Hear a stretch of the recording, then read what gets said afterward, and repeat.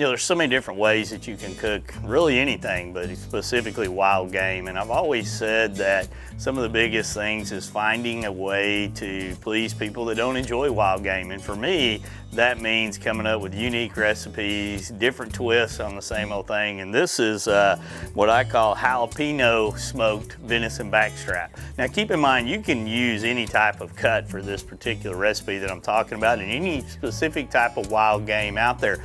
We do some similar twists on this with doves and ducks and geese and elk and other species. This just so happens to be where we're going to be using backstrap, venison backstrap from a white-tailed deer in this specific recipe. And it's really simple. You can use any size cut that you specifically want. Right now I've got some little cubed up venison backstrap cuts right here, and I've been marinating it in actually jalapeno sauce, straight out of juice, straight out of the jar here, as well as putting some jalapeno slices specifically right in it. And then the next thing we use is going to be jalapeno cream cheese spread. This 1-2 punch is going to give it plenty of pop for those of you that really enjoy a venison meal or any meal with a little bit of a spice to it. The final thing that we'll do is we'll wrap it in bacon. I love to wrap things in bacon. I think it keeps it moist. I think it holds everything together. And who doesn't love bacon at the end of the day as part of the meal? Once again, this is a very simple recipe. We'll take the venison, the little cubes, or a full roast or a full steak, however you're going to be cutting it.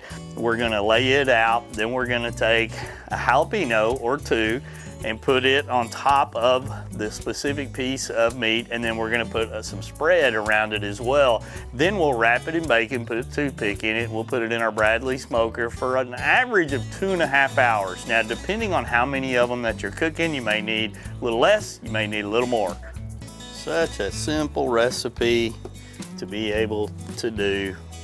Any type of wild game specifically will work. Any type of a cut will work, whether you're using filleted breasts from a bird, whether you're using chunks of steak from an elk or a whitetail or an antelope or whatever it may be.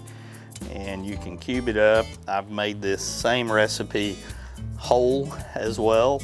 A lot of times you won't see me spice it up as much as this particular one is right here. This one, we're really putting the pop to it, you know, marinating it in jalapeno juice, using 2 and 3 jalapenos in the actual recipe, and then folding them over before we wrap them in the bacon.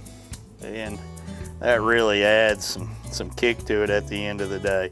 You know, some people that don't like jalapenos, we've done other recipes in the past where we really haven't used any of that. We've used garlic, we've used Italian seasoning. I mean, there's a lot of different twists to this specific recipe, but this kind of goes back to our old original that we used to do years ago when we were doing doves. Now, this recipe actually can be a little bit on the messy side, dealing with all the juices, dealing with all the cream cheese, but the end result is fantastic.